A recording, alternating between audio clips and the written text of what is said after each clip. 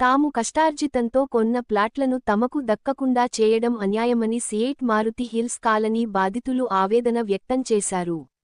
Somajiguda press క్లబ్లో CEAT colony నివాసితులు doctor Sadanandam, Oruganti Rajendra Prasad, Nagender Kumar, Prabhakar మీడియాతో మాట్లాడుతూ, రంగారెడ్డి జిల్లా శేరిలింగంపల్లి మండలం, గుట్టల బేగంపేటలోని సర్వే నెంబర్ 12, 13లో సియేట్ మారుతి హిల్స్ కాలనీ నివాసితుల పాట్లు ఉన్నాయని తెలిపారు.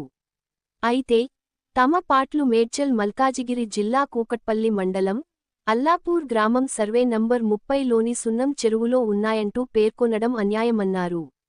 వేర్వేరు ప్రాంతాలైనా తమ ప్లాట్లు ఎఫ్టీఎల్ ఎలా ఉంటాయని ప్రశ్నించారు.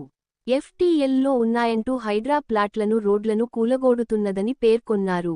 2 దశాబ్దాల క్రితం తాము ప్లాట్లు కొన్నప్పుడు ఇక్కడ ఎలాంటి ఎఫ్టీఎల్ కానీ, బఫర్ జోన్ కానీ లేదని స్పష్టం చేశారు.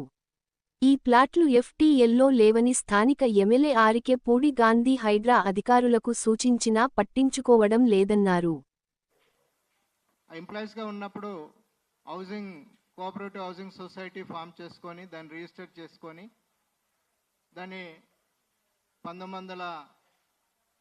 1989లో దాన్ని రిజిస్టర్ చేసుకున్నాము.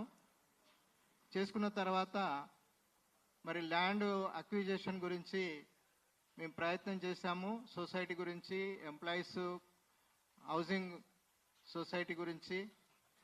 ఆ క్రమంలో ఆవుల సాంబశివరావు లోకాయుక్త, ఫస్ట్ లోకాయుక్త